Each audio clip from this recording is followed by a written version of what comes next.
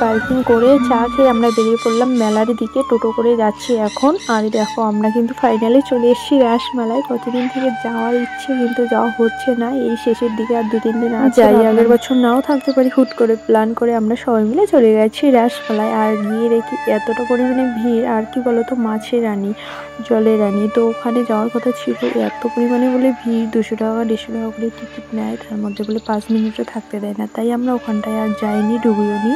জানি না তবে আজকে ভিড় আছে কিনা। মেলা হিসেবে মনে হচ্ছে প্রচণ্ড পরিমাণে ভিড়।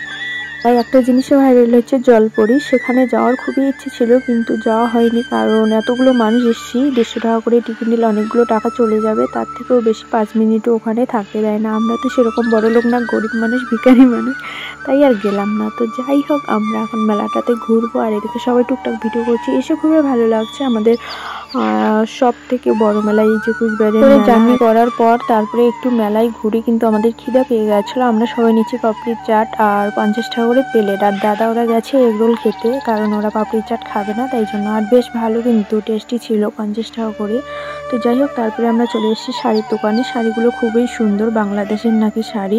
একটা করে শাড়ি 2,500 থেকে 3,000 টাকা। চুড়িদারের ডিজাইনগুলো একটাও ভালো লাগেনি, তবে খুব ভারী ভারী ভালো ছিল, আমার ভাল লাগেনি। তবে আমরা নিলাম না, কারণ অনেক টাকা একটা করে শাড়ি। আর যেহেতু সামনে পুজোগান চলে গেল, পুজোগানে অনেক টাকাতে শাড়ি নিয়েছি, এখনো পর্যন্ত পরা হয়নি। তার মধ্যে থেকে মেলাতে এসেছি, অনেক টাকাই খরচ হবে, তাই জন্য আর শাড়িগুলো নেওয়া হইলো না, আর নিলামও না। কারণ মধ্যবিত্ত ফ্যামিলিতে বিলং করি, এত টাকাও নেই যে এত পট করে একটা জিনিস নিয়ে নেবো। তো যাই হোক, আমরা মেলাটা প্রচণ্ড পরিমাণে ঘুরে ঠুরে দেখলাম, বুড়ির চুল নিয়ে নিলাম। তারপরে চলে এসেছি আমরা মন্দিরে, যেখানে রাস ঘুরায়, ওটাতে চলে এসেছি। এই রাসটা নাকি মুসলিম এক ব্যক্তি 1 মাস নিরামিষ খেয়ে বানিয়েছে। আমাদের বাঙালিদের অনেক কাজে লাগে, রাসঘুরা নাকি অনেক ভালো, জানি না অতটাও। তো যাই হোক, একজন মুসলিম ব্যক্তি বানিয়েছে আমাদের জন্য, আর আমরা হিন্দু মুসলিম নিয়ে অনেক তর্ক করি। যাই হোক, সেটা আর বলবো না।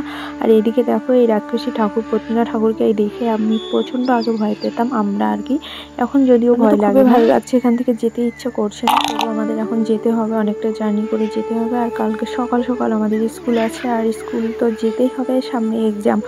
তো আমরা এই প্ল্যানিং করে চলে এসেছি। এখন এখান থেকে বের হয়ে আবার কিছু খেতে হবে, ঘরে গিয়ে এত রাত্রে আবার রান্না করা সম্ভব না, তাই জন্য আমরা চলে গেছি রেস্টুরেন্টে খাওয়ার জন্য। আর ওখানে এর আগেও গিয়ে আমরা খেয়েছি ভালো, তবে আজকের খাবারগুলো আমাদের ঠিক পছন্দ হয়নি। জানোই তো এত রাত হয়েছে, আর এত রাতের মধ্যে সব জায়গায় ভিড়, প্রচণ্ড ভিড়, আর মেলার তো আরও ভিড়, তাই জন্য খাবার ঠিক মতো। যাই হোক, আমরা মজা করলাম, ঘুরলাম, এটাই আমাদের কাছে অনেক। কালকে ঘরে গিয়ে তো খেতেই পারবো, এটাই হচ্ছে ব্যাপার। আর সবাই কিন্তু বসে পড়েছে, অর্ডার দিয়ে দিয়েছি, একা করে দিচ্ছে। আমি একটু ঢং মারছিলাম এদিকে, তো আমার খাওয়ারও